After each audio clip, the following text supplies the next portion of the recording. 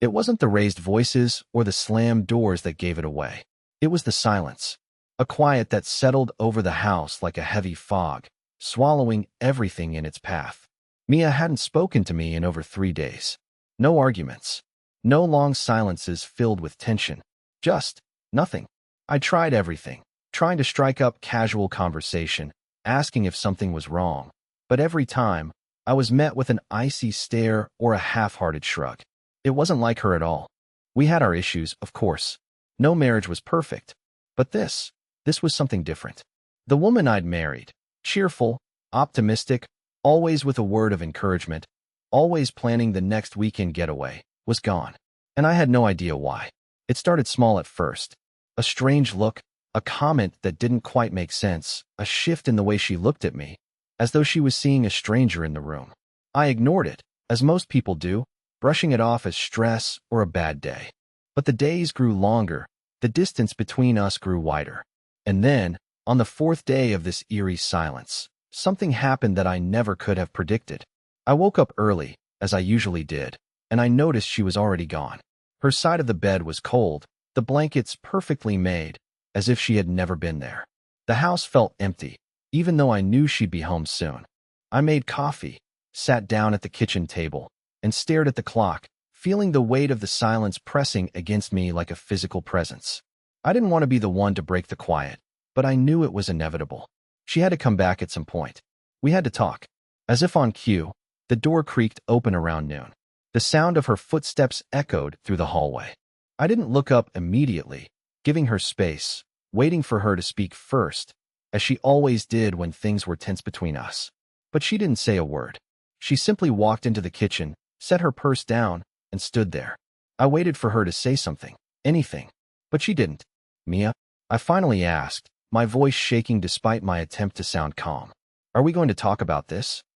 Her eyes flickered toward me briefly, and for a split second, I saw something.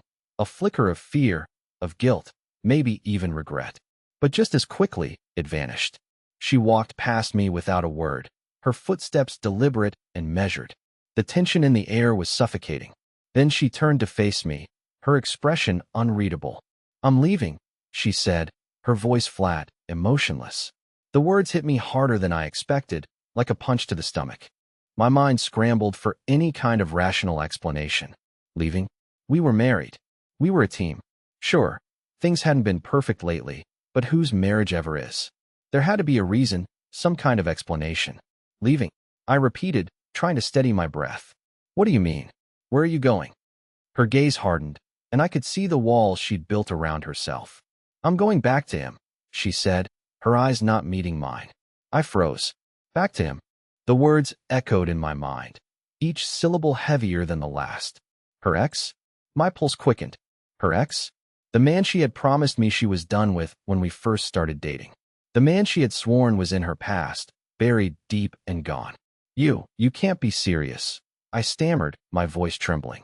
I stood up, feeling my legs weaken beneath me. Mia, you don't mean that. Why would you do this? After everything? Her lips pressed together into a thin line, but there was no hesitation in her eyes. I've thought about it for a while now, Mark. I've tried to ignore it, tried to pretend it didn't matter, but it does. He gets me, Mark. He always has. I can't keep pretending with you anymore. My mind spun. Pretending? Had I been so blind? Was I really that oblivious? I had spent years thinking we were building something, a life together. But now, as she stood there, calmly packing her things, I realized how little I actually knew her. Don't do this, Mia, I begged, stepping forward. You can't just throw everything away. What about us? What about what we've built? Her eyes flickered briefly with something that resembled pity, but it was gone in an instant. It's not enough anymore, Mark. I'm sorry. I thought you deserved better, but I can't stay here pretending everything's fine when it's not. It was like a switch had flipped. The woman I thought I knew was gone, replaced by someone unrecognizable. And in that moment, as I stood there, paralyzed with disbelief, I realized she wasn't coming back. Not this time. The silence stretched between us like a chasm. I felt a strange numbness taking over me, the kind that comes when you finally accept the truth, even if you don't want to. I opened my mouth to say something, anything, to stop her, but I couldn't find the words. It was too late. The decision had already been made. And just like that, she turned and walked out of the door, leaving me standing there, alone in the quiet house. The silence that had filled the air for days now felt suffocating. My entire world was crumbling around me, and I had no idea what came next. For hours after Mia left, I sat in the living room, staring at the door she had walked out of. My mind was a storm of confusion and disbelief. I kept replaying the conversation in my head, but it didn't make sense. She was leaving. For him. Her ex. The one I thought she had completely moved on from. How had I missed the signs? How had I been so blind? The house felt suffocating, each ticking second reminding me of the emptiness that now filled every room. The silence between us wasn't just physical. It was like it had become a part of the air I breathed. I couldn't escape it. I needed answers, but more than that, I needed something to hold on to. I needed to understand why everything I thought I knew about our life together had been shattered in a matter of minutes. Around midnight, I heard the sound of a car pulling into the driveway. My heart skipped a beat. I immediately assumed it was Mia, that she had come back to talk, to explain herself. But when I rushed to the window, I saw it wasn't her car. It was a car I didn't recognize. My stomach dropped. I watched as the stranger's car parked, and a figure stepped out. It was a man, tall and broad-shouldered, wearing a jacket that looked far too expensive for someone I didn't know. He walked toward the house with a confident stride, like he belonged there. My chest tightened. I hadn't realized just how much I had been hoping that Mia would return, hoping for some kind of explanation, even if it meant facing the truth. But this was something different. This was the man she was leaving me for. He knocked on the door with a rhythm that sounded all too familiar. It was as if he had done this before. I stood frozen, not sure if I should open the door or pretend I wasn't home. But before I could decide, the doorbell rang. I hesitated. Then, with a deep breath, I walked over and slowly turned the knob. The man on the other side didn't seem surprised when I opened the door. His eyes immediately locked with mine, and there was something about the way he looked at me, calm, calculating, that made my blood run cold. He wasn't nervous, wasn't awkward in the slightest, as though he had been waiting for this moment for a long time. "Mark, right?" he asked, his voice smooth but tinged with something that was almost mocking. I nodded, not trusting myself to speak just yet. My mind raced, trying to process what was happening. Was Mia with him? Was he the reason she had left? Why was he standing at my door in the middle of the night? "I'm Nathan," he continued, not waiting for me to invite him in. He stepped forward, forcing me to take a step back. "I've been meaning to meet you." I blinked, confused and irritated. "Meet me? What is this about? Why are you here?" He smiled, but it wasn't a friendly smile. It was the kind of smile you give someone when you know something they don't. "I think you know why I'm here, Mark. I think we need to talk." I felt a surge of anger rush through me, the kind of anger that bubbles up when you realize just how small you've been made to feel. I clenched my fists at my sides. "What do you want from me?" I forced out, my voice low and tight with restraint. "You've already taken everything. So what is it now?" Nathan stepped closer, his eyes scanning me as if he were studying me. "Oh, I haven't taken anything yet, Mark. Not yet. But I will." The words hit me like a slap across the face. I wanted to shove him out of my doorway, but I stood frozen, unable to move. Part of me still couldn't believe what was happening. This man, this stranger who had apparently been involved with Mia for who knows how long, was standing here, calmly talking about taking everything from me. "You're the one she talked about, aren't you?" I managed to say, my voice barely above a whisper. I could feel my hands trembling. "The one she said she couldn't stop thinking about." Nathan's smile widened, but there was no warmth in it. "You're right, Mark. I'm the one she's always compared you to. The one she's been searching for all these years. The one who understands her in ways you never could." I felt the blood drain from my face. She was comparing me to him? My stomach churned. I had never felt so small, so insignificant in my entire life. How long had this been going on? How long had Mia been harboring these feelings for him? "She told you that?" I asked, my voice shaking. "Oh, she didn't need to. I could tell," Nathan said, his tone almost pitying. "I saw it the minute I walked through that door and saw how you looked at her. How you tried so hard to keep things together, even when you knew they were falling apart." I stepped back, the weight of his words crushing me. Falling apart? Had I really been so blind? The thought made my head spin. Had Mia already checked out of our relationship, even before she physically left me? Had I been the only one who hadn't seen the cracks? Nathan was watching me closely now, his gaze calculating, like he was savoring every moment of my confusion and pain. But it's not all bad news, Mark, he continued, his voice low and almost friendly. I'm not here to make things worse for you. In fact, I'm here to offer you a chance. I blinked at him, the words taking a moment to sink in. A chance? A chance for what? He shrugged, the gesture almost casual, as though what he was about to say was of no real consequence to him. A chance to leave, to let go, to stop holding on to something that was never really yours. I could barely breathe, the weight of his words pressing on my chest. Let go? What did that even mean? Had Mia already made her choice? Was I just too late to the game? Nathan leaned in slightly, his voice dropping to a whisper. Let her go, Mark. She's never coming back. She belongs with me now. It's over. And with that, he turned and walked away without a second glance, leaving me standing there, stunned, confused, and utterly broken. As I stood in the doorway, I couldn't help but think, was this really the end? The hours that followed Nathan's visit felt like an eternity.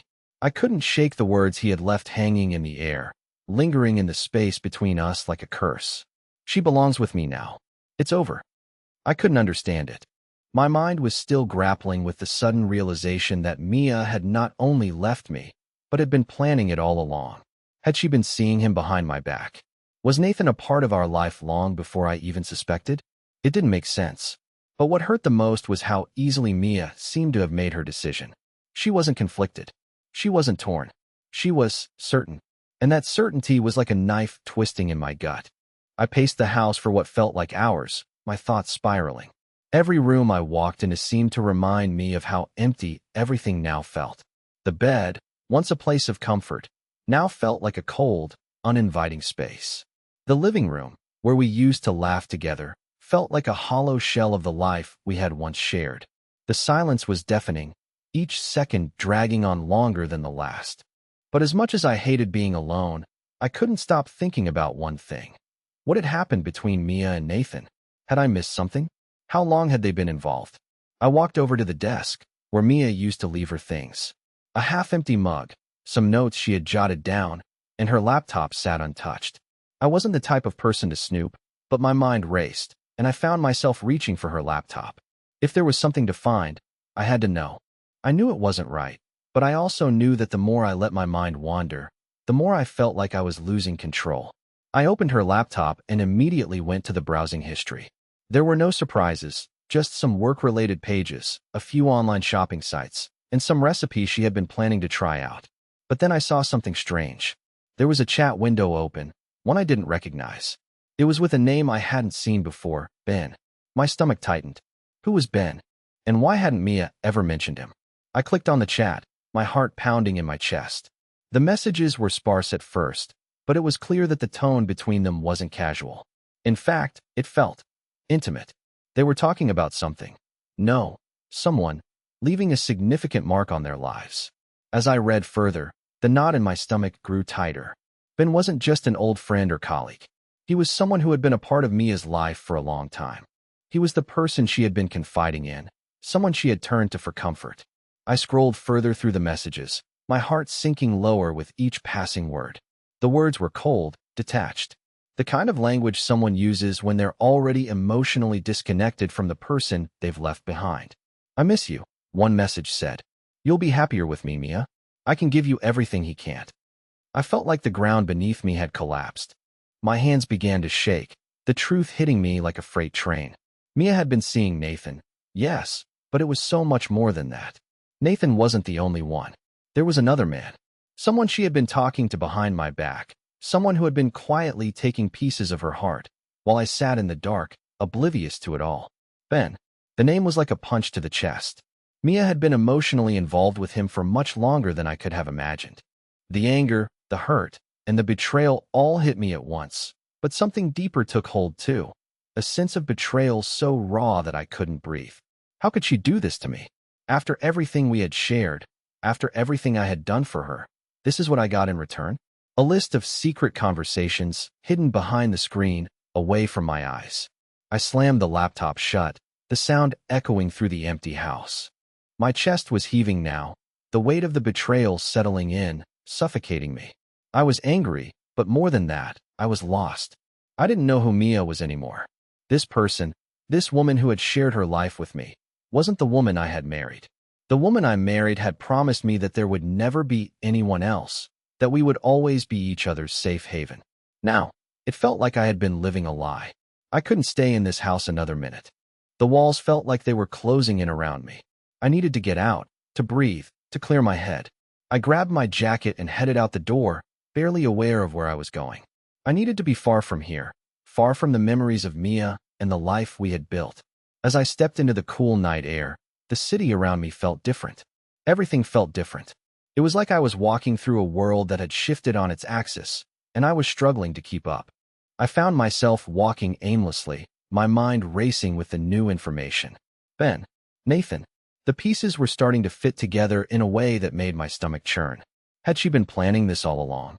Had she been talking to these men while I was none the wiser? I thought about going to Nathan's, confronting him, but I knew it would be pointless. He was already playing a game I couldn't win. He was already too far ahead. I walked for hours, not knowing where I was going or what I was hoping to find. I just needed to escape the suffocating reality of what was happening back home.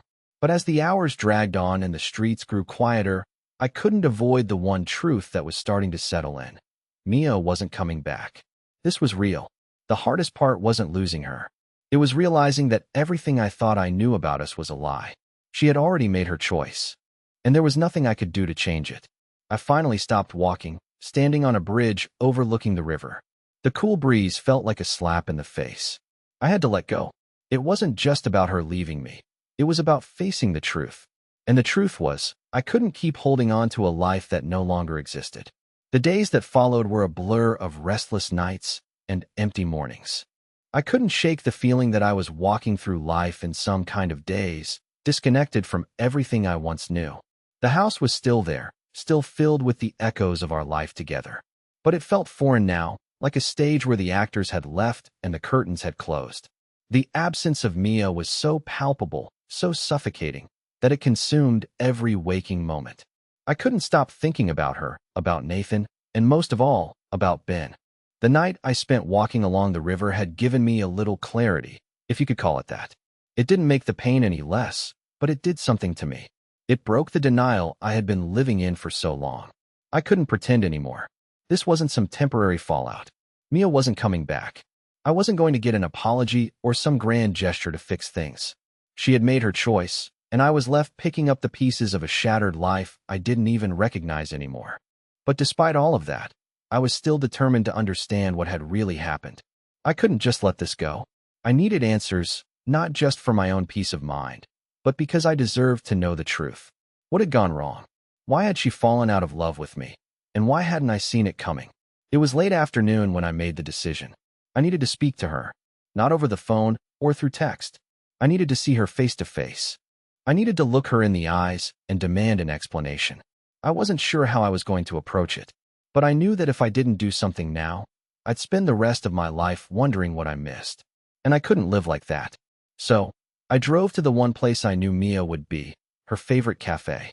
It was a little spot tucked away in the corner of the city, a quiet place where she often went to read or write when she needed to clear her head. It was the place where we'd met on our first date, the place we'd shared our first kiss.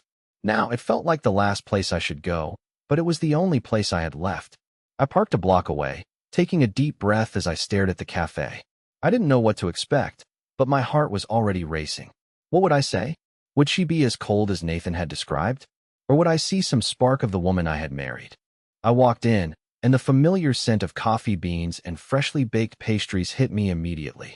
The cafe was quiet, the late afternoon sunlight streaming through the windows, casting a golden glow on the tables.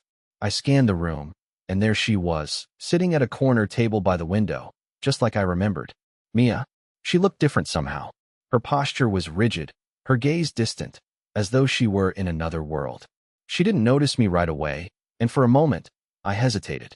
I almost turned around and left, not sure if I was ready to face her. But then, she looked up. Her eyes locked with mine, and I saw the flicker of recognition, the briefest moment of shock, followed by a look of guilt. But that was all. No warmth. No rush to run to me or apologize. I walked toward her slowly, my steps unsure. When I reached her table, I stopped. She didn't move. There was no offer to stand, no outstretched arms, nothing. She just sat there, waiting. Mia, I said quietly, my voice trembling despite my best efforts to remain calm. I need to talk to you. She took a deep breath and nodded, her lips pressing into a thin line. Okay, she said softly, barely above a whisper. But there was something about her tone, something resigned, as if she knew exactly what was coming. I sat down across from her, studying her face for any sign of emotion, but there was nothing. Her expression was unreadable, her eyes avoiding mine as she stirred her coffee absent-mindedly.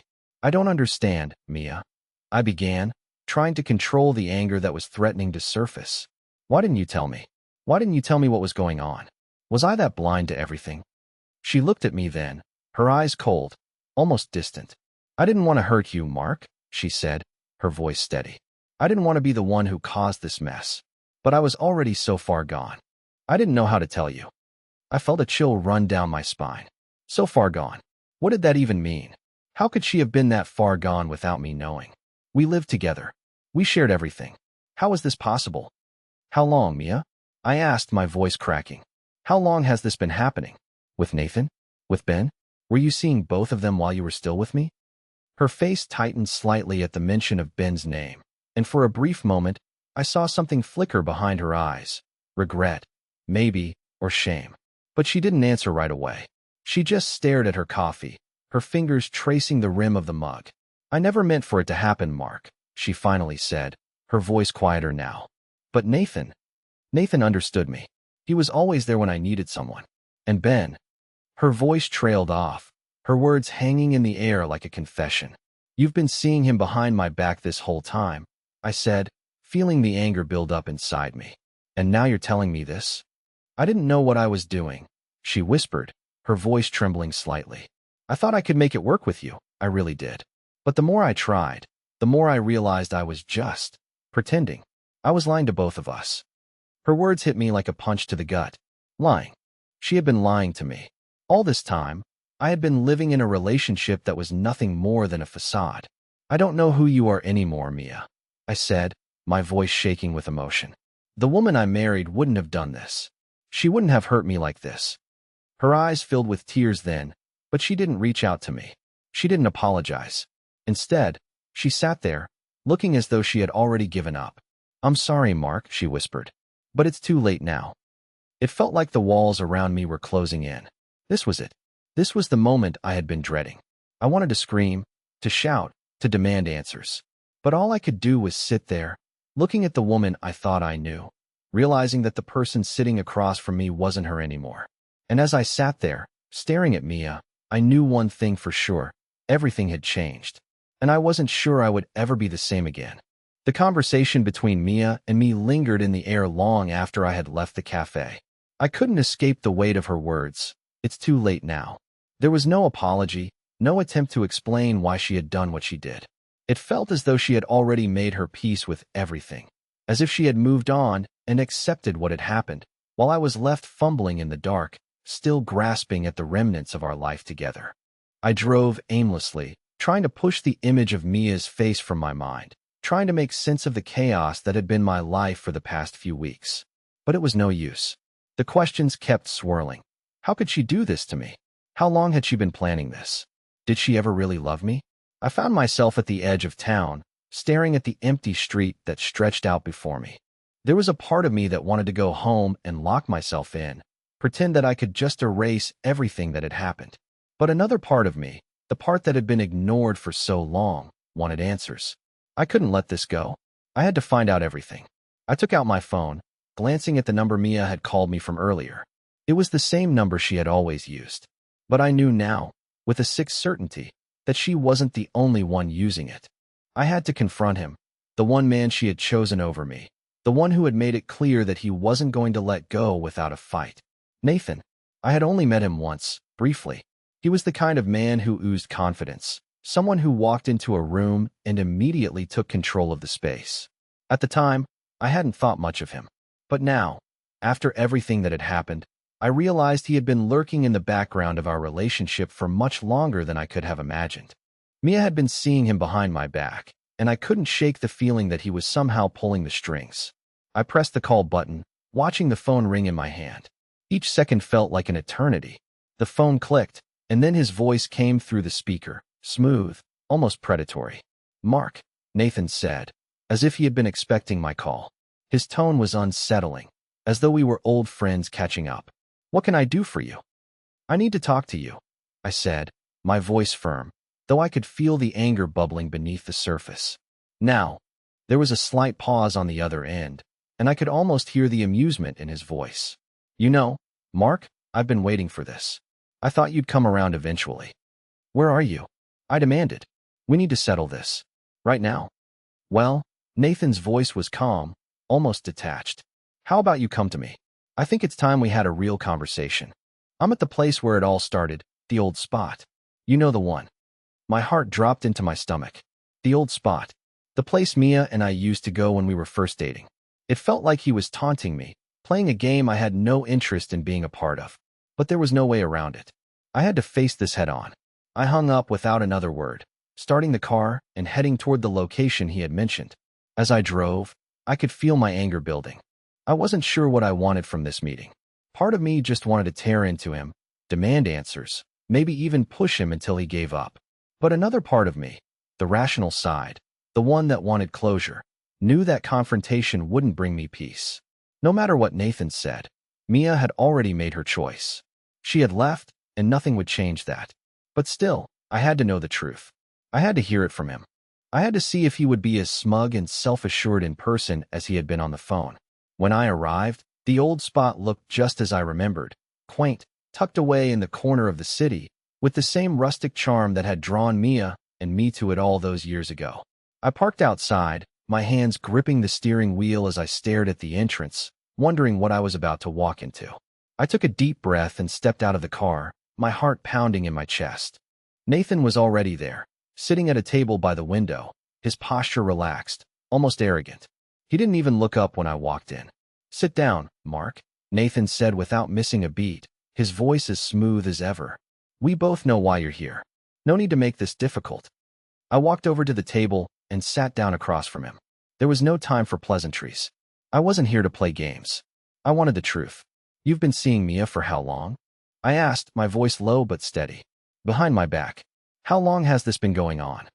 Nathan finally looked up at me, his expression almost amused. "You don't know, do you?" he said, leaning back in his chair as if he were settling in for a story. "It's been longer than you think. Mia and we've had something for a while. Longer than your little marriage, Mark." I felt a surge of fury, but I forced myself to stay calm. "So what? You were just waiting for me to be out of the picture? Waiting for her to leave me?" Nathan's smile was cold, predatory. "You can call it whatever you want, Mark. The truth is, Mia and I always had a connection. I knew she was never really yours. I just had to wait for the right moment." The words hung in the air like poison. I wanted to lash out, to make him regret every smug word that came out of his mouth. But part of me, deep down, knew that I wasn't angry with him. I was angry at myself. Angry that I had been so blind, so trusting, when it was clear Mia had already made her decision long before I had. "So what's the end game here?" I asked, trying to keep my voice even. "You've won. Mia's with you. What do you want from me?" Nathan's eyes narrowed, and for the first time, there was a flicker of something darker in his gaze. "I want you to understand something, Mark," he said, his voice dropping lower. "This isn't just about me winning. This is about Mia realizing she's been wasting her time with you. She knows where she belongs now, and it's not with you." His words stung, and I felt a rush of heat in my chest. But I didn't respond. There was nothing left to say. Mia had made her choice, and I was standing here, talking to the man who had taken her away from me. Nathan stood up, his chair scraping loudly against the floor. "You've had your answers, Mark. Now it's time to accept them." And with that, he turned and walked away, leaving me sitting there, alone, in the very place that had once meant everything to us. The door closed behind Nathan with a soft thud, but the sound echoed through my mind, rattling around like an unanswered question.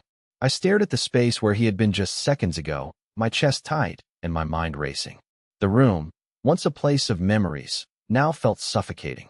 I felt like I was drowning in all the things left unsaid, in all the things I didn't want to know. The conversation had been brutal, but in a strange way, it had also been freeing. For the first time since everything started unraveling, I felt like I had some understanding, some closure, even if it wasn't the kind I wanted. I sat in the chair, staring at the table, the weight of what Nathan had said pressing on me like an anchor pulling me deeper. Mia and I always had a connection. He had said it with such certainty, and it stung in a way I hadn't expected. I had always thought our bond was something special, something unbreakable. But I was wrong. She had been slipping away for months, maybe even years, and I hadn't seen it. I hadn't known what was happening until it was too late. The truth had been right in front of me all along, buried under the surface, but I had been too blind to see it. The signs, the small changes, the distance between us, it was all there.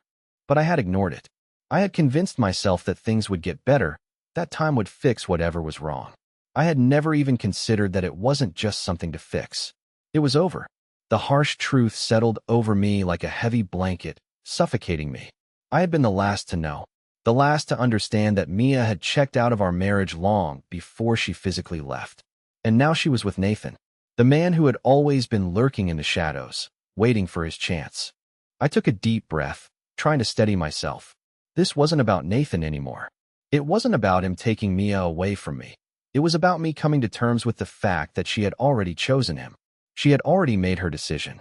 And no amount of fighting, no amount of pleading, would change that. I stood up, pushing the chair back roughly, feeling a surge of frustration. The past few weeks had been a whirlwind, and I had been spinning, trying to find some anchor, something to hold on to. But there was nothing. It was just me, alone, standing in the remnants of what I thought had been my life. I stepped outside, the cool evening air biting at my skin, but I didn't care. I needed to think. I needed to clear my head.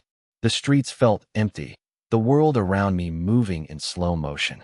I kept walking, aimlessly, not really caring where I was going. I couldn't go back to the house. Not yet. Not after everything that had happened. I needed time to process, to let the reality of what had unfolded sink in. As I walked, I thought about all the things Mia had said in the cafe. Her voice had been steady, as though she had already come to terms with everything. I was lying to both of us, she had told me. It hurt, hearing those words. But I understood them now. She had been lying to herself just as much as she had been lying to me. She had tried to convince herself that staying with me was enough. But it wasn't. And that was the hardest part. The part that made everything sting. I wasn't enough for her. I kept walking, my thoughts swirling in a toxic storm, until I found myself standing in front of a bar. It was one of those places you could easily forget about, tucked in a corner of the city, a place where people went to escape, to numb themselves from the world. It wasn't the kind of place I usually went to, but tonight I didn't care. I needed a distraction. I needed to stop thinking, even if only for a little while. I walked in, the dim lights and the smell of alcohol immediately hitting me. I sat at the bar and ordered a drink, trying to settle the storm inside me. The bartender handed me my whiskey, his eyes studying me for a moment before he moved on to the next customer. I took a slow sip, feeling the warmth spread through my chest, but it didn't help. The ache in my heart, the gnawing feeling of betrayal, was still there, relentless. And that was when I saw him. He was sitting at the far end of the bar, nursing a drink of his own. Nathan. I wasn't sure if it was fate or just my mind playing tricks on me, but there he was. His back was to me, but I could see the familiar, smug posture, the way he carried himself like he owned the room. I felt a rush of heat flood my face, a surge of anger that I could barely contain. I should have left. I should have turned around and walked out of the bar before anything happened. But something in me snapped. I couldn't let him go so easily. He had taken Mia from me. He had stood in my face and told me that she was never really mine, that she had always been his. And now, here he was, sitting so casually, so confidently, like he hadn't just destroyed my life. Without thinking, I stood up, my heart pounding in my chest. I walked over to him, the sound of my footsteps echoing in the quiet bar. Nathan didn't notice me at first, his attention fully on his drink. But when I reached his side, I slammed my hand down on the bar, causing him to look up in surprise. His eyes met mine, and for a split second, I saw something in them. Recognition, maybe, but there was no regret, no remorse. Just that same smug confidence. Mark, Nathan said, his voice dripping with mock politeness. I didn't expect to see you here. I was shaking with anger, but I forced myself to stay calm. What's your game, Nathan? I asked, my voice low but full of venom. Why are you doing this? Why her? What do you want from me? Nathan studied me for a moment, his gaze calculating. I'm not doing anything, Mark. I'm just taking what was always mine. The words hit me like a slap. Always mine. He wasn't even trying to hide it anymore. This was a game to him, and I was the one who had been blind enough to think I could win. She wasn't yours. I spat, my anger boiling over. She was mine. I gave her everything, and you took it all. You think you can just waltz in and take what you want without any consequences? Nathan's expression softened slightly, but it wasn't out of pity. It was amusement. You're not angry at me, Mark. You're angry at yourself. You're angry that you didn't see it. You're angry because you thought she loved you. I took a step back, feeling the weight of his words sink in. He was right. I wasn't angry at him. I was angry at myself. Angry for being blind, for not seeing the cracks in our relationship when they first appeared. And now, standing here in front of him, I realized I had lost her. I had lost everything. You've already won, I said, my voice cold, defeated. Take her. Take everything. I'm done. I turned and walked out of the bar, not looking back. As the door closed behind me, I felt the weight of everything that had happened crash down on me all at once. I had lost her, and I couldn't go back. The days that followed felt like I was stuck in a fog. The shock had worn off, but in its place, a deep, gnawing emptiness settled in. I couldn't escape it. The image of Nathan's smug face, the words he'd said, and the painful realization that I was the last to know. Mia, the woman I thought I knew so well, had made her choice, and I had been blind to it. She was with him now, and all the time I had spent in denial only made the reality more painful. I had tried to keep myself busy, working long hours, diving into distractions, but none of it worked. The truth was inescapable, and the more I fought it, the more it consumed me. I could no longer deny that I was lost. Mia had already moved on, and I was still standing here, stuck in the past, trying to piece together a life that had crumbled in front of me. But then, one afternoon, something shifted. I was at home, pacing around the living room, fighting with my thoughts when my phone buzzed. I didn't recognize the number, but something inside me told me to pick it up. I had no idea what was about to happen, but deep down, I felt it was the only thing that could give me closure. I took a deep breath and answered it. Mark, the voice on the other end said, and I froze. It was Mia. For a split second, I didn't know how to react. Part of me wanted to hang up immediately, to avoid hearing anything else that would hurt me. But I had to know. I needed answers. I need to talk to you, she said, her voice shaky. Please, just listen. I didn't respond immediately. I didn't know if I was ready to hear anything from her. Everything she had done, everything she had said, it felt like a betrayal so deep that I wasn't sure I could ever forgive her. But I had spent weeks in agony, replaying every moment, every word, and I couldn't keep running from this conversation forever. Where do you want to meet? I asked, my voice flat. She gave me an address. It was a small park just outside the city, one I hadn't been to in years. I didn't even know why I agreed to meet her there, but something pulled me toward it. The drive there was quiet, my thoughts swirling around like a storm. What was Mia going to say? Was this some kind of apology, a last-ditch effort to make things right? Or was she simply going to tell me that she had made her decision and there was nothing left to say? When I arrived, the park was nearly empty, just a few scattered families enjoying the late afternoon sun. I parked the car and walked toward the small bench near the edge of a pond. It was a spot we had come to once when we were younger, a quiet place where we could talk without the world interrupting. It felt like a cruel joke that we were meeting here again, but under such different circumstances. Mia was already sitting on the bench, her back to me. She didn't look up when I arrived. Her body was tense, her shoulders stiff, as though she was bracing herself for something. I stood there for a moment, unsure of how to approach her, but then I took a step forward and sat down beside her. Neither of us spoke for a long time. The silence was thick, filled with all the things we couldn't say to each other. It felt like the weight of everything that had happened was pressing down on us, suffocating the air between us. Finally, Mia broke the silence. I've made a mistake, Mark, she said quietly, her voice barely above a whisper. I turned to look at her, my heart pounding in my chest. A mistake? I repeated, my voice tight with disbelief. You've been seeing Nathan for months, Mia. You've been lying to me, to both of us. And now you're telling me it was a mistake? Her eyes were filled with tears, but there was no anger in them, only regret. She wiped her cheek with the back of her hand before meeting my gaze. I never wanted to hurt you, she said. I never wanted to destroy what we had, but I was so lost. I thought I could make it work. I thought if I tried hard enough, everything would go back to the way it was, but it didn't. It was never the same after I met him. I felt my chest tighten. Her words cut deeper than anything I had expected. She wasn't just apologizing for leaving me. She was apologizing for the years we had spent together, for the life we had built that had all been a lie. So what? I asked, the anger I had been holding back finally breaking free. You've been leading me on for years, all while seeing him behind my back. Mia flinched at my words, but she didn't look away. I never meant to hurt you, she repeated, her voice trembling. But I wasn't being fair to you either. I wasn't being fair to myself.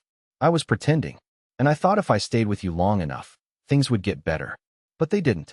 I was too scared to face the truth, to admit that I wasn't the person I used to be anymore. I felt a wave of frustration rise up in me, but I swallowed it down. And now you want me to just forgive you? I asked, my voice sharp.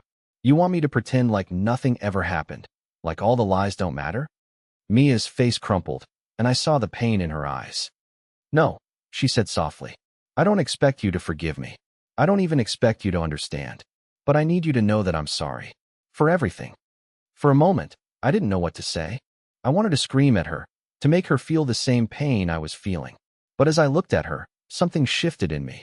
The anger I had been holding on to seemed to fade, replaced by a deep, overwhelming sense of emptiness. The reality of what had happened hit me all at once. Mia was no longer the woman I had fallen in love with. She had changed, and I had changed too. We weren't the same people anymore, and I couldn't force it to go back to the way it was. I don't know if I can forgive you, I said quietly, my voice breaking. But I'll try.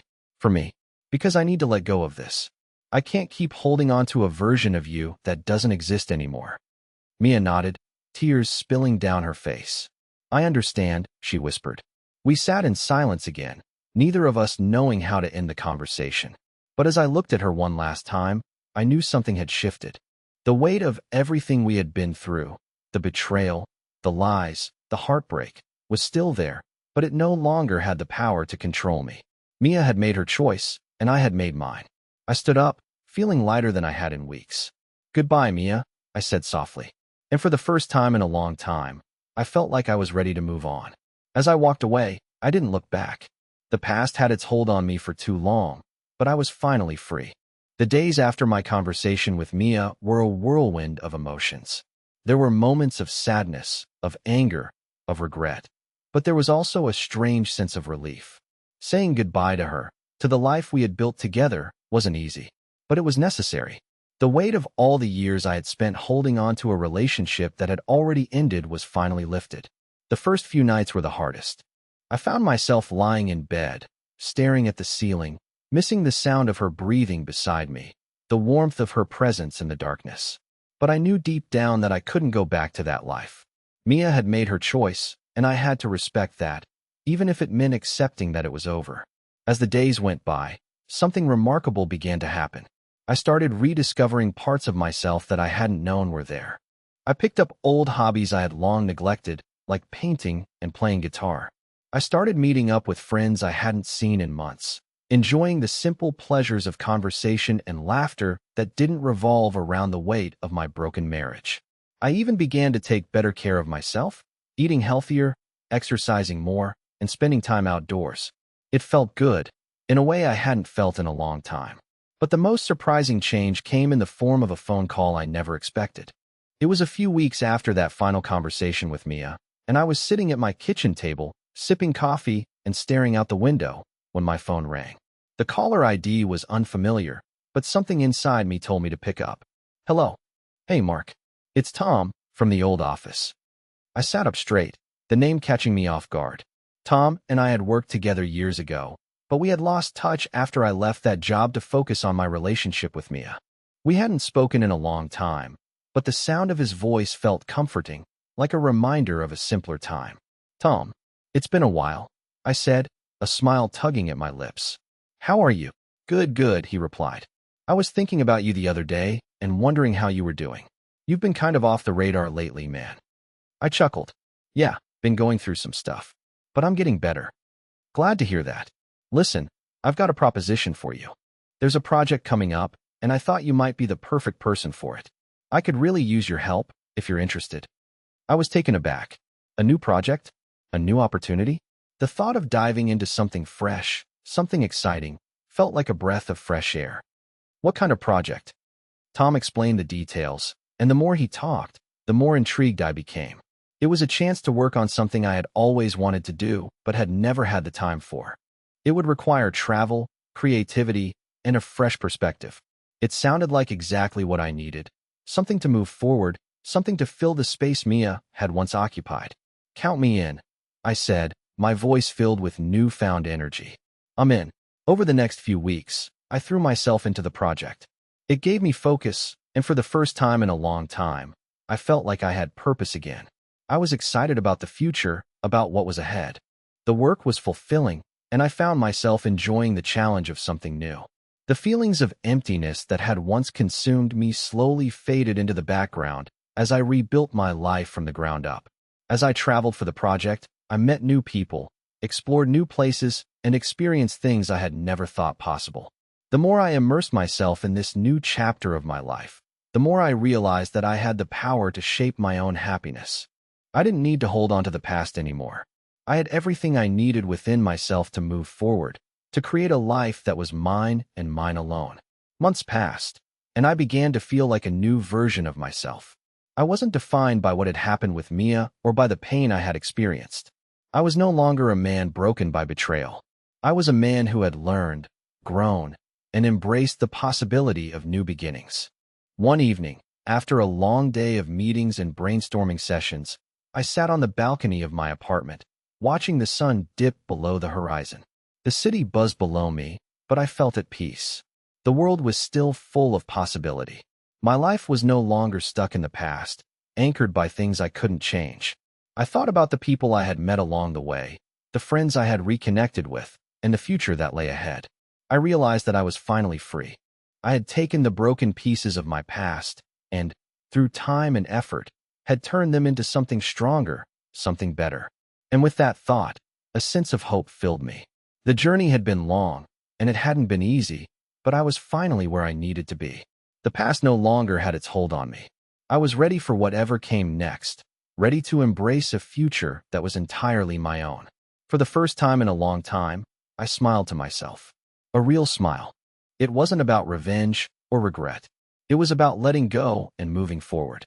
Life, after all, had a funny way of surprising you, and I was ready to embrace the next chapter with open arms. The future was mine, and that was exactly where I was meant to be.